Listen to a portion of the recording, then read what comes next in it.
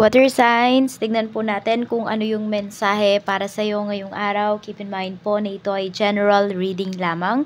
So, hindi po lahat ay makaka-relate. So, be open-minded. Sa mga hindi pa po nakasubscribe dito sa ating channel, please subscribe na po kayo and palike na din po ng ating video. At sa mga nais naman po mag-avail ng ating private readings, ng ating Evil Eye Amulet, ng ating Tears Bracelet, makikita nyo po yung link sa description box. Tarot Intentions by Aliana Reyes. Okay, so meron tayo ditong 8 of Wands. So this is about communication, this is moving. So meron ba ditong naghahanap ng malilipatan, water signs? Ayan, or pwede na meron kayong hinihintay na call, and pwedeng ito ay about sa trabaho po ninyo. Ayan, pwedeng kontrata yung hinihintay ninyo dito, or pwede rin yung visa po ninyo. Meron din ako nakikita, ayan, pwede kasi sa pag-travel nga, so merong nag-book ng kanilang tickets. So we have 2 of Wands, and pag-travel talaga yung pinapakita sa'yo dito, pag-alis, pag-usad. We have the Fool. So, you are taking risk. Okay. So, pwedeng sa inyo may nagte-take risk. Water signs. Meron bang tao dito na pwedeng merong tao na magre-reach out sa inyo ngayong araw na ito. Ayan. Pwedeng ito is pwedeng bagong tao or hindi nyo masyadong kilala. Meron naman dito ay matagal na kayong may connection ng taong to pero hindi yung gusto niyang makuhang connection sa'yo ngayon. Okay? Check natin. Sabi natin, dati, nagkakasulubong lang kayo ng taong to, yun pala, may gusto na siya sa'yo, tipong ganyan. Tignan natin, or nakikitaan ka pala ng potential ng taong to, so pwedeng alokin ka niya ng trabaho. Check po natin ano pa yung mensahe para sa'yo. Okay, pagdating sa iyong family, kamusta po? Sa pamilya po ni water signs. Meron tayo ditong the Empress. We have 8 of Cups. Tapos, we have King of Swords. Okay, so may usapan dito regarding kasi to, hindi ko nakikita na regarding to sa pregnancy ha, water signs. Pwedeng regarding po ito sa trabaho. So, pwedeng meron dito gustong bumalik sa trabaho. Oo, kaya lang may pumipigil kasi, may strict energy kasi dito. Ayan, with this King of Swords. So, parang nakikipag-negotiate ka pa. Ayan, di ko rin alam kung may binili ba kayong lupa or bahay, water sign. So, yun, pwedeng ito yun. Or may bibilhin kayo. So, ito yun. Dito kayo nakikipag-negotiate sa taong to. Actually, mukhang mako-convince nyo naman siya. Makakahingi naman po kayo ng discount. Okay, bakit siya lumabas sa family? Kasi po pwedeng para sa pamilya mo, yung bahay at saka yung lupa na bibilhin mo.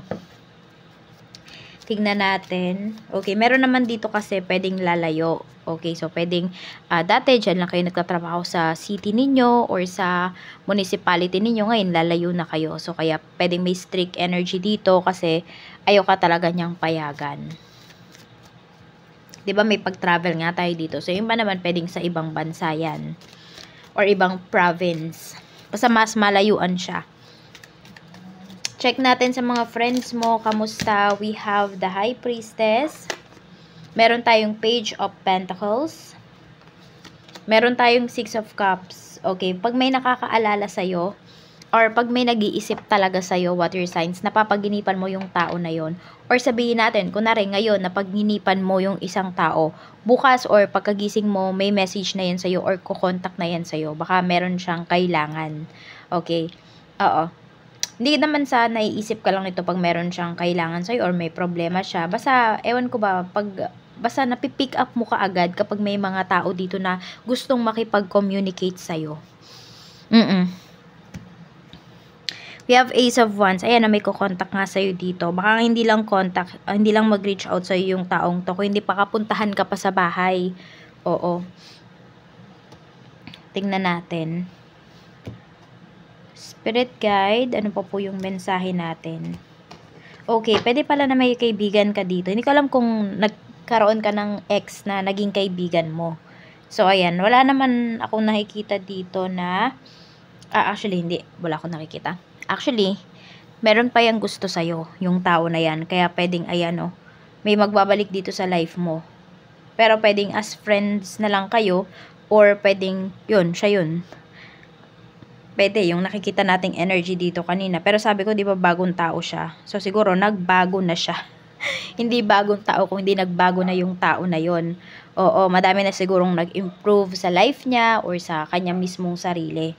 Tignan natin, pagdating naman sa love life mo, we have Ace of Swords. Meron talagang gustong makipag-communicate sa'yo dito. Makipag-communicate.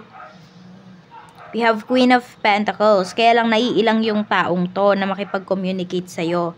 Ayan, hindi niya alam kung ano ba yung gagawin niya or ano ba yung sasabihin niya kasi sa'yo. Kaya nahihiya siyang mag-reach out din at the same time. We have Three of Cups. Iniisip niya kasi baka meron ka ng karelasyon. So, meron someone talaga from your past na pwedeng babalik sa life mo. And also, pinapakita rin po dito na ako meron naman kayong karelasyon. Ayan po, pwedeng mapunta ito sa, kasi ito, magle-level up yung relationship ninyo.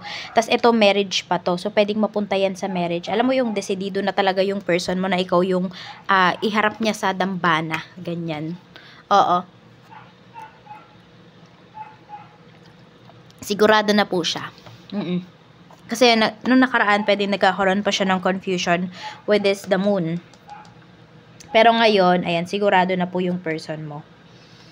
Tignan natin, pagdating naman sa kaperahan.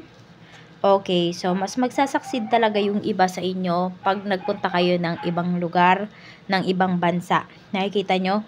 May moving tayo dito. Tapos we have 10 of Pentacles. Tapos we have 3 of Swords. Ayan, tignan pa natin.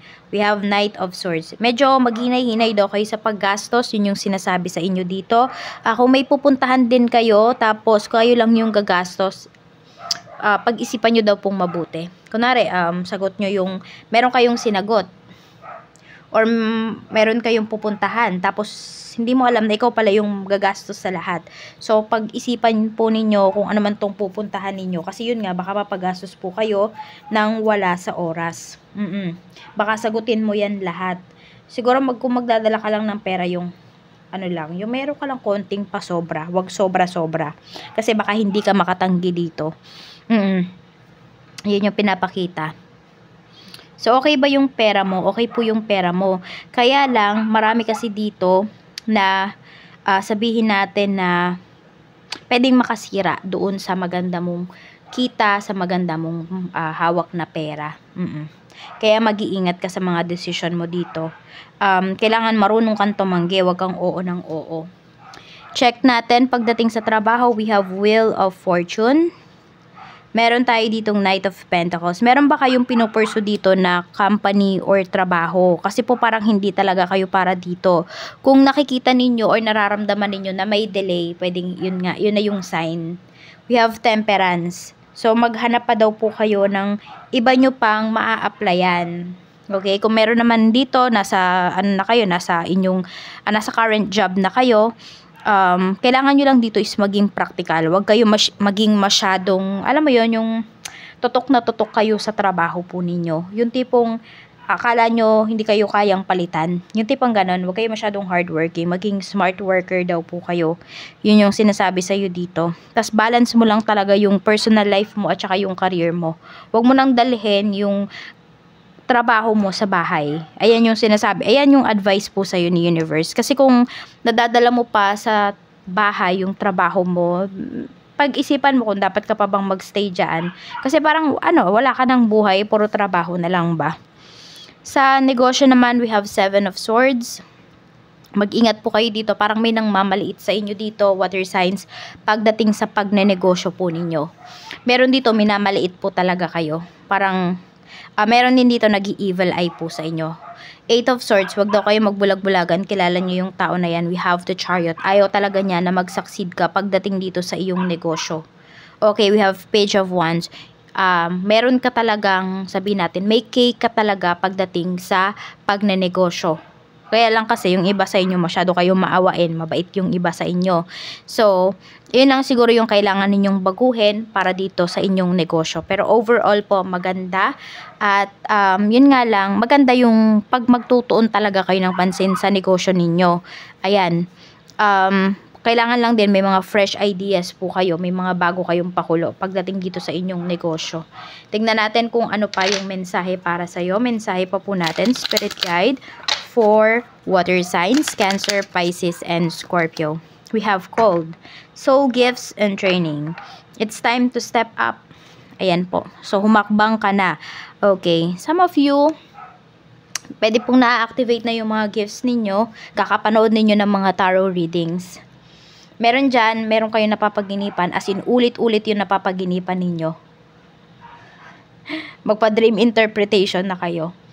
Okay, meron niyang mas deep meaning. Hindi nyo nga maintindihan yung panaginip nyo pero araw-araw, or hindi naman araw-araw, madalas nyo siyang napapaginipan. Parang kahit iba-ibang scene pero pwedeng kunwari same place. O kaya iba-ibang scene pero sila yung kasama mo. Yung mga kasama mo pa rin dun sa una mong panaginip. Ayan po. So, you are being called. Meron po talaga cold. Cold. Meron kayo ditong ano ba yan? Meron kayong mission talaga dito.